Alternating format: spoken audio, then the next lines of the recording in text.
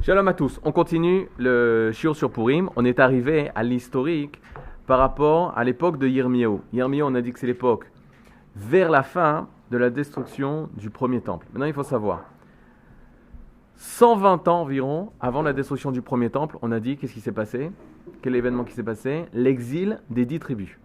Sancheriv, c'est le premier en fait quand il va diriger l'empire assyrien de Achour. C'est le premier qui va inventer les déportations. Avant, ça n'existait pas. Avant, qu'est-ce que tu faisais? Tu faisais la conquête du pays que tu voulais prendre. Et lorsque tu arrivais dans ce pays, tu dominais le pays pour 5, 10 ans, 15 ans, 20 ans. Or, qu'est-ce qui se préparait dans le même pays? La résistance. C'est-à-dire, tu n'es pas habitué au pays, tu ne connais pas bien le pays, tu domines un pays étranger. Il y a une volonté d'un peuple de retrouver son indépendance nationale. C'est normal, puisque c'est leur pays. Donc, ils sont prêts à se battre pour ça. Ils sont prêts à se battre pour se libérer. Maintenant, Sancheriv, il est plus intelligent que tout le monde. Il va inventer la déportation. Si je prends une population X qui habitait un pays X, je le mets dans un pays Y, X et Y, ça ne va pas ensemble. Ils ne vont pas vouloir cette volonté de retrouver leur indépendance. Ce n'est pas leur pays. Au pire, ce qu'ils puissent avoir, c'est quoi? C'est la volonté de quoi? C'est quoi? Si tu déportes des déportations, de revenir dans leur pays. Comment on appelle ça? La volonté, une personne qui a une volonté de revenir dans son pays, parce qu'il a été quoi? Exilé. Il a été exilé de son pays. Ok, alors on y va. Tu prends un goy, tu l'exiles de son pays, et il veut revenir vers son pays. C'est possible ça? Il a fait. Ses enfants, ils voudront revenir? Moins. Si c'est intégré, si c'est truc, moins, d'accord? Ses petits-enfants, bichlal, pas du tout. Ça dépend. S'ils sont en prison, en fait, ils veulent sortir de prison, mais ils ne savent pas ce que c'est le pays. Comme nos parents, quand ils parlent en Algérie, ou nos grands-parents, en Algérie, au Tunisie, au Maroc, etc., ça ne nous vient même pas à l'idée de retourner. C'est-à-dire, je rencontre des gens qui ont vécu jusqu'à 18, 20 ans en France. Ils se posent la question quand ça va mal en Israël, peut-être je retourne, plus aujourd'hui. À l'époque, de mon époque, ils se posaient la question, peut-être je retourne en France, c'est plus facile, au point de vue de la culture, j'arrive pas à m'intégrer ici, la langue, j'étais pas l'ulpan du Mahanmir, donc j'arrive pas à parler, etc. Donc il y a un problème, je peux pas m'intégrer ici, je vais retourner en France, ça se fait shalom. C'est possible ça? Oui. Mais si ces enfants, ils grandissent dans les écoles ici, ils parlent ivrite parfaitement, ils s'intègrent parfaitement à la culture, ils voudront retourner en France, pas pitom, ça n'existe pas une chose comme ça. Maintenant, imaginez-vous l'invraisemblable. Tout le peuple français, c'est-à-dire tous les Français de France, c'est pas un qui quitte la France, c'est la France qui se vide de tous ces Français, peut-être ça viendra un jour, je sais pas quand, et ils vont dans un autre pays, ils sont tout entièrement déportés. Et à la place des Français, on met des Zimbabwe, des gens du Zimbabwe. C'est-à-dire, et c'est eux qui vont être là-bas, qui vont développer le pays, etc., etc. C'est-à-dire, je vous pose une seule question. Est-ce que tous les Français qui vont être éparpillés dans le monde entier, ils vont avoir envie de retourner dans leur quoi? Dans leur pays? Oui, mais leur pays, il est conquis par une autre nation. Il y a cette idée de galout chez les goïms, il y a cette idée d'exil. Non, ça n'existe pas. Ça n'existe pas chez les goïms. Mais ils sont partis. Dans le Ham Israël, invraisemblable. On va être expulsé dans le monde entier, pas pendant 10 ans, pendant 2000 ans, tous les Juifs du monde entier, ils voudront revenir dans leur pays en ayant une émouna parfaite que même les gens qui dominent le pays vont tomber, vont partir, on va les faire partir, on va retrouver notre pays. Chez le Goïm, ça n'existe pas. Peut-être ça existe pendant une période de 20 ans, 30 ans, 50 ans, 100 ans, maximum. 2000 ans, c'est impossible. Kendan.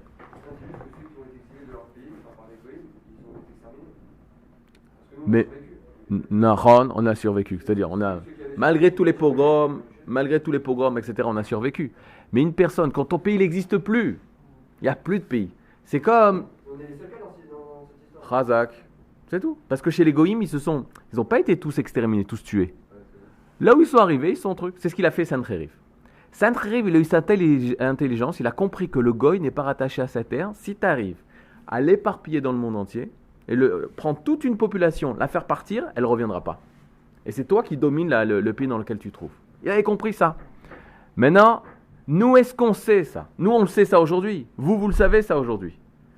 Mais avant, mettez-vous dans la situation du premier temple. Avant la destruction du premier temple. Mettez-vous dans la situation où les 10 tribus perdues, elles sont perdues. Elles vont être éparpillées dans le monde entier. Vous pensez une seule seconde que les 10 tribus, elles vont revenir? Non, elles sont perdues. Elles sont totalement perdues. Une partie d'Am Israël, on ne pourra jamais les retrouver. On ne sait même pas où ils sont. Il n'y a pas Internet, il n'y a pas Facebook. Tu ne peux pas acheter, je cherche toutes les personnes qui habitaient ici. On t'empêche de passer les frontières. Ils sont à 2-3 pays. Comment ils peuvent revenir, Bichlal? C'est impossible une chose comme ça. Maintenant, ça, aux yeux du Ham Israël, c'est la punition la plus grande qui puisse exister. Akadosh Baruch Hu, il peut emmener des punitions. Quelle punition terrible il peut emmener sur le Ham Israël quand il faute? Allez. On est en Israël, on faute. Détruire le Beth Amikdash, non. Détruire le Beth Amikdash, c'est terrible. Une nation qui arrive, qui détruit notre Beth Amikdash, c'est quand même terrible. Qu'est-ce qu'il a emmené pendant plein d'années, Akadosh Baruch Hu? Hein? La famine, Chazak. Famine. Le Ham Israël, il fait de la Vodazara, Akadosh Baruch Hu, zbeng, il t'envoie la famine. C'est une souffrance, Nachon. Mais bon, tu es encore dans ton pays. Tu es encore avec ta famille, tes enfants. Tu souffres, tu n'as pas de quoi manger, il faut trouver de l'eau, tu maigris, etc. Mais si tu sais que si tu fais tchouva, hein, en une seconde, la famine, elle est réglée. Il y a la pluie qui tombe, tu vas pouvoir vite faire pousser de l'orge, rapidement, et ça va bien se passer. Pire que la famine, c'est quoi? Allez, les guerres. On est dominé par les nations. Imaginez-vous une nation, ce qui s'est passé, Midian, etc., dans l'Am Israël. Ils font la conquête d'Israël. Ils vont être les souverains en Eretz Israël, mais en Eretz Israël sur les Juifs. C'est eux qui dirigent. C'est-à-dire, on a perdu le Shilton, on a perdu la souveraineté, mais on est dans notre pays. Mais la pire des choses qui puissent exister, et je vais vous faire sentir ça, c'est dur, parce que nous, comme je vous dis, nous, on est après tout ça. Si on vient à penser que Akadosh Baruch Hu est capable de nous envoyer hors de notre pays, ça veut dire quoi dans notre tête? Que quoi? Je sais pas ce que c'est l'héritage. On peut plus partir, genre une espèce de carrette, quoi. Carrette, Nahon, c'est quoi? T'es plus le Ham Israël. T'existes plus. Il est obligé de faire ça. Mais il y a une différence entre ce qui se passe et ce qu'on te promet. Une personne stam, elle te dit, voilà, ben, t'es viré. Mais si tu te comportes bien, je te ramènerai dans la boîte, t'inquiète pas, mais pour l'instant, t'es viré. Mais toi, tu vois l'histoire. Tous les gens qui ont quitté cette boîte, ils sont jamais revenus. Et c'est ce qui se passe chez les Goïms. Tous les gens qui sont partis, ils sont jamais revenus.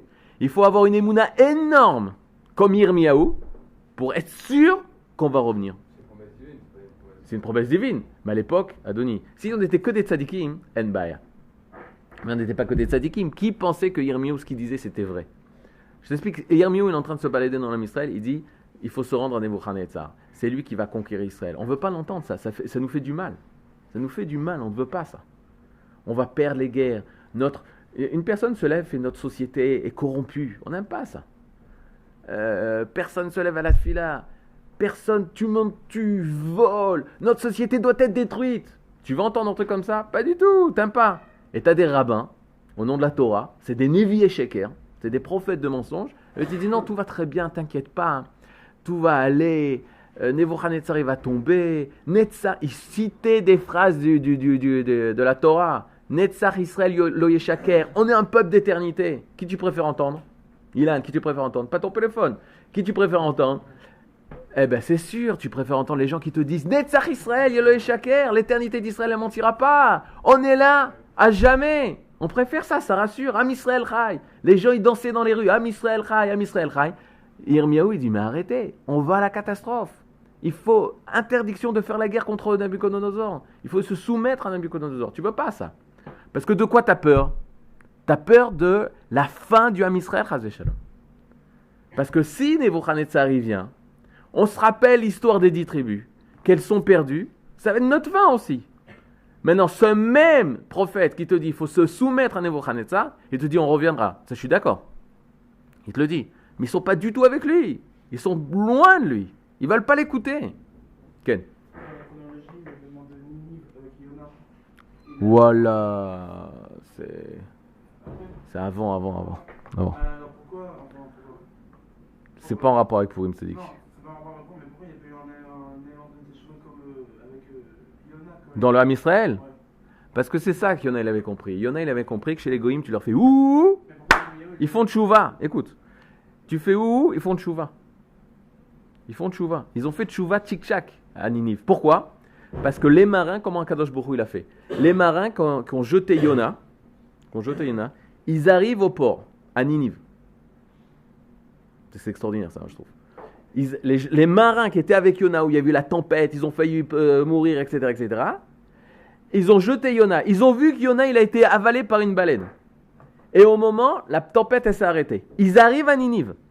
Ils commencent à raconter à tout le monde, il y a un truc extraordinaire qui s'est passé, il y avait un homme, un juif, un hébreu d'Israël, et il y avait une tempête, et le dieu de la tempête s'est le réveillé, etc., et on l'a jeté, et le poisson l'a mangé, et tout s'est calmé, c'est un homme de Dieu, et tout le monde a parlé, le Yona. Pitom, Yona, il arrive à Ninive. Tout le monde le voit, les pêcheurs qui étaient dans le bateau, ils disent, mais c'est lui, voilà, mais c'est l'homme de Dieu, et tout le monde, c'est l'homme de Dieu, il est arrivé à Ninive. Et là, Yona il commence à parler, tout le monde fait tchouva, tout le monde écoute. Pourquoi je raconte ça? Parce que c'est tout ce que Yona il voulait empêcher. Davka, il allait contre Akadosh Baruch Hu. Pour ne pas que Ninive fasse tchouva, Davka, tout ce qu'il a fait contre Hachem, ça l'a aidé à Hachem pour que Ninive il fasse tchouva. C'est fou ça. Mais c'est bien avant. Nahon, mais la différence c'est que des goïms, c'est des goïms. Des juifs, c'est des juifs. Tu ne peux pas faire. C'est pour ça qu'il y en a, ils ne voulaient pas arriver à Ninive. Parce que qu'est-ce qu'il dit? Les goïms, je leur fais ouh, ils vont faire tchouva. Le Ham Israël, je leur fais ouh, waouh, je les menace, je fais tout. Ham caché oref. Et à cause de ça, Kadosh Baruch Hu, tu vas juger après. Je veux dire au Ham Israël, regarde les goïms comme ils sont bien. Ils ont fait tchouva. Vous, le Ham Israël, vous faites pas tchouva. Je veux pas, moi. Ça, c'est Yona. Ça, c'est toute la souffrance de Yona. Malgré tout, il fallait qu'il fasse sa mission. Pour remplir la mission d'Hachem et faire tchouva au goïm, même si la tchouva au goïm, elle est plus facile. La tchouva du Ham Israël, elle est beaucoup plus difficile. La preuve, c'est quoi? C'est que Kadosh Baruch Hu, il a envoyé 48 prophètes et 7 prophétesses, on n'a pas fait tchouva. On n'a pas fait tchouva. Il y a une personne, une fois, un élève, il y avait des élèves qui avaient du mal à se lever à la tefila, il dit, mais s'il y avait Moshe Rabbeinu, ça aurait été différent. Je dis, Moshe Rabbeinu, le premier jour, Moshe Rabbeinu, tout le monde se lève. Hachem Meler, Hachem Alar. Le deuxième jour, Moshe Rabbeinu, tu viens encore nous réveiller. Hachem Meler, Hachem Alar. On fait la tefila. Troisième jour, Moshe, pourquoi? C'est bon, on s'habitue, on a compris que tu es là. On s'habitue à tout. Si une personne, elle ne se prend pas en main de dire, ça y est, je me lève pour servir à Kadosh Baruch Hu, parce que je suis Eved Hachem, parce que je suis serviteur d'Hachem, alors ça ne marche pas. Il n'y a pas de waouh. Ça, c'est le Ham Israël. Maintenant, pour revenir à l'histoire. Donc, on est avec Yirmiyahu. Le Ham Israël, il a la menace de Nebuchadnezzar. Maintenant, qu'est-ce qu'on fait? On n'a pas confiance en Yirmiyahu. On n'a pas confiance en Akadosh Baruch Hu. On ne change pas notre comportement. Le comportement, il reste le même. Maintenant, on va avoir des plans politiques, une stratégie politique. C'est quoi la stratégie politique? Le deuxième empire, quand Nebuchadnezzar il veut faire la conquête d'Israël, il y a un deuxième empire. C'est quoi le deuxième empire? L'empire de Mitzrayim. Il est dirigé par le pharaon qui s'appelle Necho. Très simple. Nun, Chaf, Vav. Tout ça, c'est marqué dans Yirmiyahu, dans Melachim Bet, etc. Necho, il propose à Israël un deal exceptionnel. Qu'est-ce qu'il leur dit? Quand vous avez des problèmes avec Nebuchadnezzar, vous nous appelez et on viendra vous défendre. Qu'est-ce que fait le Ham Israël? Il conclut une alliance avec Necho et il est prêt à se battre contre Nebuchadnezzar. Quand Nabuchodonosor, il entend que des Juifs sont prêts à se battre, alors il va faire la conquête d'Israël. Et on a Nebuchadnezzar, l'empire Malchut Bavel, qui rentre en Eretz Israël et qui fait la guerre. Maintenant, qu'est-ce qu'il fait le Ham Israël? Il appelle les Égyptiens. Qu'est-ce qu'ils font les Égyptiens? Ils ne viennent pas. Nebuchadnezzar rencontre le Malchut Yehuda, le Melech Yehuda, le roi de Yehuda, qui s'appelle, marquez ça quelque part, Yehoyakim. Marquez sur les feuilles. Yehoyakim, d'où le nom de Shmuel. Yehoyakim. Non, je ne suis même pas sûr. Tu vois, je vais te dire après, je ne suis pas sûr. Bidiouk. Yehoyakim, Imkouf. Yehoyakim. Et qu'est-ce qu'il décide de faire? Il va prendre en captivité Yehoyakim. Et il va mettre à sa place Yehoyachin. Ça marche? Yehoyachin. Marquez-le, sinon vous n'allez pas l'oublier. Et ça, c'est très important. Yehoyachin. Et il va lui dire, tu vas être le serviteur de qui? De Bavel, de Nebuchadnezzar. Tu es un roi, tu es le roi d'Israël qui va s'occuper des Juifs. Parce que moi, je n'ai pas le temps de m'occuper de Malchut Yehuda, des Judéens, des Juifs. C'est toi qui vas t'occuper, continuer. Mais tu me dois payer tous les impôts à nous, Bavel, à moi, Nebuchadnezzar. Ça marche? Qu'est-ce que fait l'homme Israël? Qu'est-ce que fait Yehoyachin? Oui, oui, oui, oui, oui, oui, oui, monseigneur. Nous sommes sommes le vassal de Nebuchadnezzar.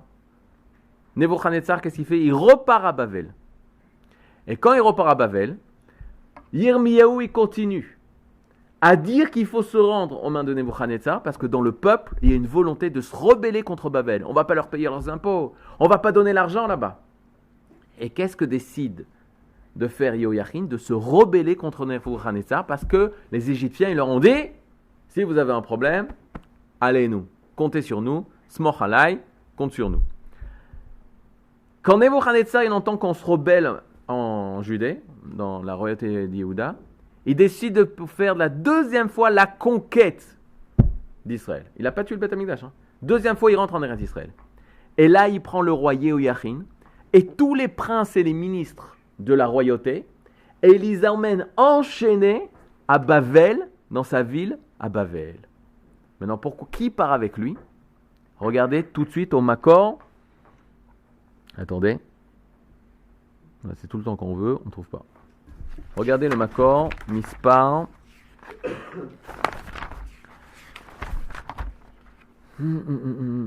41. Makor 41. Vous avez tous reçu le nouveau fichier? Makor 41. Ici, le Makor 41, il y a des feuilles. À côté de Hillel, vous avez des feuilles. Au Makor 41, en passant la page 7 et la page 8, c'est le résumé de la Megillah. C'est-à-dire, c'est les psukim de la Megillah, les psukim très importants de la Megillah qu'il faut comprendre. Au Makor 41, vous avez l'extrait de la Megillah de Esther. C'est le chapitre Bet, le chapitre numéro 2, au Pasuk 5. Et ça, on lit ça ensemble quand on est le soir de la Megillah. On dit Ish Yehudi, Aya Beshushan Abira. Ish Yehudi, un homme Yehudi. C'est quoi un homme Yehudi? De Yehuda, de Malchut Yehuda. Ça ne veut pas dire qu'il vient du Shevet Yehuda, ça ne veut pas dire qu'il vient de la tribu de Yehuda. On est les descendants des Judéens. Parce que les 10 tribus perdues, le Malchut Israël, elle est déjà perdue, ça fait 120 ans. Haya Beshushan Abira était à Shushan, la capitale. C'est-à-dire, c'est ce qu'on va dire dans la Megillah. Ushmo Mordechai. Et son nom est Mordechai. Il y a un problème des voyelles. Ben Yair, fils de Yair. Ben Shim'i, fils de Shim'i. Ben Kish, fils de Kish. Ish Yemini, un homme de droite. Alors, sans glisser dans la politique, en tout cas là, c'est marqué mes fourrages, quoi. Ish Yemini, un homme de droite, disent nos Chachamim, il vient de Binyamin. C'est un descendant de Binyamin. Chazak. Maintenant, qu'est-ce que rajoute le Pasuk? Moi, je veux savoir d'où il vient, ce Mordechai. Ben, le Pasuk nous continue. Vav, verset 6. Asher Oglam Yerushalayim, qui a été déporté, exilé de Jérusalem. Imagola, avec la déportation, l'exil. Asher Ogleta, qui a été exilé. Combien de fois on dit Gola? 3 fois. Ogla, Agola, Ogleta. C'est pas normal une chose comme ça. Avec qui? Im Yechonia Melech Yehuda. Avec Yechonia. Yechonia, c'est Yehoiachin. Et voilà, on a le secret. Mordechai à Yehudi. Il était ministre à l'époque de Yehoiachin. Et il va partir en captivité avec Yehoiachin. Avant 12 ans, peut-être 10 ans avant la destruction du premier temple, il est déjà chez les Goïm. Il est déjà à Bavel. Mordechai Yehudi ne sera pas à Jérusalem quand le temple sera détruit. Mordechai Yehudi ne sera pas à Jérusalem quand Guédalia, on va expliquer tout de suite, va se faire tuer. Mordechai Yehudi, qu'est-ce qu'il va faire là-bas? Il va déjà préparer la Géoula. Parce qu'il a compris, pas par choix, on l'a obligé d'aller là-bas. Il a compris que la suite ou l'avenir du peuple d'Israël, ça ne se passe plus ici, en Israël. C'est fini en Israël. Ça va se finir en quelques années. L'homme Israël ne changera pas. Lui, il a entendu Yirmiyahu. Il a compris le dessein d'Akadosh Baruch Hu. Il a compris le projet d'Hachem, que ça va se passer chez Bavel. Et que c'est là-bas qu'il faudra repréparer le retour d'Israël sur sa terre. Maintenant, quel est l'intérêt Nebuchadnezzar de prendre tous les princes, etc., etc. C'est des gens qui savent lire et écrire. C'est des gens qui savent parler. C'est des gens qui savent diriger. Donc il récupère toutes les personnes qui peuvent l'aider dans son état. Il les récupère chez lui à la maison. Ce qui sépare, c'est que ce juif-là de Mordechai Yehudi, c'est un espion israélien. C'est un espion israélien. Pourquoi c'est un espion israélien? C'est simple. Parce que tu ne pourras jamais enlever un juif cette volonté de retourner vers son pays. À Mordechai et Yehudi, c'est sûr que non. Et c'est comme ça qu'il se présente. Ani Yehudi. Il ne se dit pas je suis Sar. Il ne dit pas je suis Arav Agaon, Amekubal Eloki. Il faisait partie du Sanhedrin. Non. Ish Yehudi. C'est la première fois dans toute l'histoire du Ham Israël où on parle d'un Yehudi, d'un juif. Juif, judéen, Yuden, tout ça, c'est pour marquer notre rattachement à Yerushalayim. Yehoyachin, Ken, c'est des rémazim sur les différentes étapes de l'exil. Ça va être simple, je pense. Parce qu'il y a Yehoyakin, Yehoyachin, et il y a la dernière, Tzidkiyahu. Il a fait. Ensuite, qu'est-ce qui se passe? Gedalia. Je vais vous expliquer. On va y arriver à toutes ces étapes. Ken. Yehoyachin, il était intendant, et donc je pensais qu'il était resté en Israël. En fait, non, il est à Babel avec Mordechai. Bien sûr. Il était roi. Et quand Nebuchadnezzar a dit quoi? Vous voulez se rebeller contre moi? Alors il prend Yehoyachin et il l'emmène en captivité avec les chaînes. C'est Echarash Vamesger. Il n'est pas en captivité. Mordechai aussi le suit. C'est pas il le suit. Il a été aussi pris avec toute qu'on appelle ça, la cour. La cour de Yehoyachin. Maintenant, le bilboul, c'est quoi? C'est que Yehoyachin, c'est Yechania. Il faut le savoir, ça. Tu vois les mêmes lettres. Les Chamim te le disent. Non, Yechania, c'est pas chou, c'est Yehoyachin. Mais ça, si la Megillah, elle nous dit ça, c'est toi, tu es obligé de savoir c'est qui ce Yechania. Eh bien, Yechania, c'est Yehoyachin. Yehoyachin, c'est la deuxième galoute. Ça marche? Maintenant, qu'est-ce que fait Nebuchadnezzar? On est où? À Malachut Yehuda. On est en plein Yerushalayim. Il détruit le Beth Amikdash? Lo. Il va prendre un homme qui s'appelle Matania. C'est-à-dire, Matania, c'est qui Matania? Ça veut dire quoi Matania? Cadeau d'Ashkadosh Bokhu. Théodore. Cadeau de Dieu. Matania. Et il lui dit, tu seras le nouveau roi en Israël, parce que c'est la famille royale. Je ne t'appellerai pas Matania, parce que je ne veux pas de cadeau de Dieu. Qu'est-ce que je veux? Je veux la justice de Dieu, dit Nebuchadnezzar. Regardez comme il est fort. Regardez comme il connaît. Regardez comme il sait. Il va changer le nom de Matania. Il va lui dire, tu vas t'appeler Tzidkiyahu. C'est des sias en français. Quel rapport? Je ne sais pas. Ne me demandez pas. Tzidkiyahu. C'est le dernier roi à Jérusalem avant la destruction du premier temple de Jérusalem. Tzidkiyahu. Je veux la justice d'Akadosh Baruch Hu. C'est quoi la justice d'Akadosh Baruch Hu? Nebuchadnezzar dit, mais vous n'écoutez pas votre Dieu? Vous n'écoutez pas Yirmiyahu? Hachem vous ordonne de vous soumettre à moi. Moi, je suis le serviteur d'Hachem, dit Nebuchadnezzar. Ça marche? En fait, ce n'est pas le serviteur d'Hachem. C'est le cli d'Hachem. C'est l'instrument d'Hachem. Lui, ce n'est pas un tzaddik. Comme Paro, ce n'est pas un tzaddik, mais c'est l'instrument d'Akadosh Baruch Hu. Tzidkiyahu, c'est le roi. Et qu'est-ce qu'il fait, Tzidkiyahu? Alors là, c'est très dur. La Gemara dit Tzidkiyahu, c'était un tzaddik ou un rachat? La Gemara dit c'était un tzaddik. Mais il est marqué Ve'asa'ara b'nei Hashem. Si tu lis Menachim, il est marqué il a fait le mal aux yeux d'Akadosh Baruch Hu. Tu peux être tzaddik au niveau individuel, mais être rachat au niveau du politique. Des fois, dans les livres en Eretz Israël, t'entends c'est un tzaddik. J'ai mis, t'as vu ce qu'il a fait au niveau politiquement? C'est une erreur. Ouais, mais bon, ça c'est. C'est-à-dire, t'as le droit de faire des erreurs politiques. T'as le droit de pas être. De te tromper politiquement. Ça c'est. Terrain neutre. Quoi? Akadosh Baruch Hu, il ne te juge pas par rapport à tes décisions politiques? Fais non, Akadosh Baruch Hu, il te demande de mettre les tuiles. Akadosh Baruch Hu, de dire de faire attention au Lachon Hara. S'il a fait le Lachon Hara pendant qu'il a pris des mauvaises décisions politiques, ça c'est pas bien. Mais ça c'est une erreur, ça. C'est une grande erreur. Ça fait 2000 ans qu'on ne s'est pas posé la question du politique ou pas du politique, parce qu'on ne nous a pas donné la main du politique. Aujourd'hui, quand on retourne en Eretz Israël, si une personne, elle est tzaddik au niveau du prat, elle fait le Shabbat, elle mange la cacheroute, elle mange kasher, elle met les tefillin, etc. Et même il étudie la Torah. Mais si le politique il fait une erreur, que ce n'est pas la volonté d'Akadosh Baruch Hu, ben c'est rachat. Il est considéré comme un rachat. Vasahara ben Hashem. Tu ne peux pas dire non, politique Hashem il ne regarde pas. Bétar qu'Hashem il regarde. Pire que ça, la politique c'est une influence tellement grande sur tout l'homme Israël, sur tous les juifs de l'homme Israël pour les générations futures. Tu peux pas dire Hachem, non, Hachem il regarde pas. Dafka il regarde ça. Tzidkiyahu Asara ben Hachem. Et qu'est-ce qu'il va faire Tzidkiyahu? La même chose que les prédécesseurs. Il va faire une alliance avec l'Égypte. Il va se rebeller contre Nebuchadnezzar. Et là, Nebuchadnezzar, qu'est-ce qu'il fait? Il a plus de la patience. Il se déplace même plus à Jérusalem. Qui l'envoie? Son chef d'état-major, Nebuzaradan. Nebuzaradan. Et c'est lui qui va à Yerushalayim et détruire le Beth Amikdash. Non, il y va même plus. Ça y est, c'est 3 fois. Combien de fois? Nebuzaradan, il rentre. C'est lui qui va tuer autant de personnes, des millions de juifs. Il va voir le sang couler, il va faire tchouva, etc. C'est ce que la Gemara raconte. Nebuzaradan, c'est son chef d'état-major. C'est lui qui va faire la guerre. Maintenant, depuis son siège, Nebuchadnezzar, il dit nomme, arrête les rois de Yehuda. Les rois de Yehuda, la lignée royale. Pourquoi? Parce qu'avant, tu nommais les lignées royales. Parce qu'ils avaient ce pouvoir, cette force, ce respect du peuple. Maintenant, il dit je ne veux plus la lignée royale de David. Pourquoi? Parce que je vois que c'est des traîtres.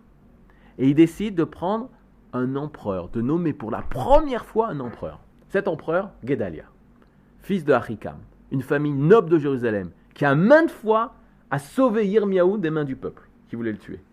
Guédalia va être le premier empereur juif en Israël. Maintenant, il n'y a plus le Beth Amikdash. Oui, mais on peut sauver encore. Qu'est-ce qu'on peut sauver? L'exil total et la destruction totale du peuple d'Israël sur cette terre. Maintenant, je ne vous le cache pas, que pendant toute cette période, il y a eu tellement de guerres, tellement de problèmes, il y a des juifs qui ont commencé à partir, essayer de trouver d'autres endroits, se cacher ailleurs, etc., etc. Mais la masse du Ham Israël qui était à Yehuda, qui était en Judée, il reste grâce à Guédalia ben Achikam. Mais Guédalia ben Achikam, il est pris très vite aux yeux du peuple comme un traître, comme un boged, comme un boged. Pourquoi c'est un boged? C'est un boged, c'est un traître. Parce que c'est le serviteur de Nebuchadnezzar. Et on va voir Guédalia ben Achikam. On lui dit, il y a ton ami, il veut te tuer. Il dit, non, j'y crois pas, ne dis pas lui à Shonara, t'as pas le droit de parler à un juif comme ça. Et à son ami, le jour de Rosh Hashanah, il est invité pour manger là, Kéla. Lorsqu'il arrive à Rosh Hashanah, il est accueilli par Guédalia ben Achikam. Son ami, c'est facile à s'en rappeler. Il s'appelle Ishmaël, jusqu'à ce que les musulmans nous fassent du mal, Rabbi Ishmaël. On s'appelait encore Ishmaël. Ishmaël, c'est magnifique comme nom. Ishmaël. En plus, il a fait tchouva dans la Torah. Ishmaël. Donc tu peux t'appeler Ishmaël. Il entendra. Il écoute Hachem. Hachem, il écoutera. Tu t'appelles à partir de l'an 600 et quelques, que les musulmans ils nous ont fait souffrir. Alors on ne s'est plus appelé Ishmaël. Mais jusqu'à là, on pouvait s'appeler Ishmaël. Et on pourra peut-être après s'appeler Ishmaël, quand Ishmaël fera la paix avec Israël, etc. Ishmaël ben Netanya. Facile à s'en rappeler. Ishmaël, fils de Netanya. Qu'est-ce qu'il fait? Il vient voir. C'est un juif! Il vient voir Guédalia ben Achikam, et le jour de Rosh Hashanah, il va le poignarder. Il va le tuer. Quand il poignarde l'empereur nommé par Nebuchadnezzar, c'est pris comme une rébellion des Judéens contre Nebuchadnezzar. Qu'est-ce que font les Juifs? Eh bien, ils s'en vont. Ils partent parce qu'ils ont peur de la vengeance de Nebuchadnezzar. Ils prennent Yirmiyahu avec eux, ou plutôt Yirmiyahu les suit. Ils vont tous en Égypte. Ils vont tous en Égypte. Et Israël, c'est fini. C'est pour ça que le 3 Tishri, le lendemain de Rosh Hashanah, on ne peut pas jeûner le jour de Rosh Hashanah, qu'on fait le jeûne de Guédalia ben Achikam. Pourquoi? Parce que le Beth Amikdash a été détruit, 9 Av. 17 Tammuz, la brèche. 9 Av, le Beth Amikdash a été détruit. Mais on pouvait garder le Ham Israël sur sa terre. On n'avait plus le Beth Amikdash, on pouvait faire les korbanot, les sacrifices. Mais au moins, le Ham Israël encore sur sa terre. Il n'est pas exilé, déporté dans le monde entier. On est en Eretz Israël. À cause de l'assassinat de Guédalia, un juif qui tue un juif, même en Eretz Israël, on ne peut plus rester, on est obligé de quitter. Et là commence la galoute. Maintenant, combien de temps? 70 ans. Allez, on y va. Top chrono. 70, 69. Mais on ne sait pas à partir de quand on les compter, ces 70 ans. Est-ce qu'il faut les compter à partir de Yehoyakim, qu'on a perdu la royauté, et qu'on a nommé Yehoyachin comme roi, mais c'est Bavel qui a nommé roi? Est-ce qu'il faut compter à partir de Yehoyachin? Est-ce qu'il faut compter à partir de la destruction du temple? Est-ce qu'il faut compter à partir de Guédalia? On ne sait pas quand est-ce qu'il faut compter ces 70 ans. Ça, c'est toute la question des gens qui se poseront. Est-ce qu'il faut retourner en Eretz Israël ou il ne faut pas retourner en Eretz Israël? Est-ce que les 70 ans, ils sont passés ou ils ne sont pas passés? Ça, mettez en background parce que ça, c'est très important. À partir de quand il faut compter ces 70 ans? Maintenant, les Juifs, ils s'organisent. On est en Égypte. La moitié du Ham Israël est en Égypte. L'autre moitié du Ham Israël, il est à Bavel, en Babylonie. Sancheriv avait mis dans le nord d'Israël des Koutim. Des Koutim, ou des Shomronim, il y a tout au niveau historique, il y a une discussion. Koutim, des Goïm en tout cas, qui a habité Eretz Israël en attendant. Maintenant, qu'est-ce que vont faire les Juifs quand ils sont en Égypte? C'est très simple. Les Juifs viennent voir les chefs de communauté, les rabbins, etc. Et ils lui disent, attends, je ne comprends pas, comment on peut faire Pessar sans Pessar? Ça, il faut le sentir, ça. Comment L'enfant, c'est-à-dire, il ne va pas poser la question Manishtana Laïla Azé le soir de Pessah. Il va dire à son père, comment on peut faire Pessah sans Pessah? Il n'y a pas de Korban. Toute la vie juive qui était à l'époque, c'était autour du Beth Amikdash. Il n'y a plus de Beth Amikdash, il n'y a plus de Torah. Et là, qu'est-ce qu'ils ont décidé, les Juifs d'Égypte? De construire un mini Beth Amikdash pour se rappeler Jérusalem. Et on va transformer l'Égypte en mini Jérusalem. Et très vite, ce Beth Amikdash, il va se transformer en Beth Avodah Zarah. Et tous les Juifs d'Égypte vont être totalement perdus, vont totalement s'assimiler. Comment ça va s'appeler en Bavel? Bavel, c'est simple. Prenez ici la carte. À côté du Makor 65. Vous avez toutes les feuilles là, Michael.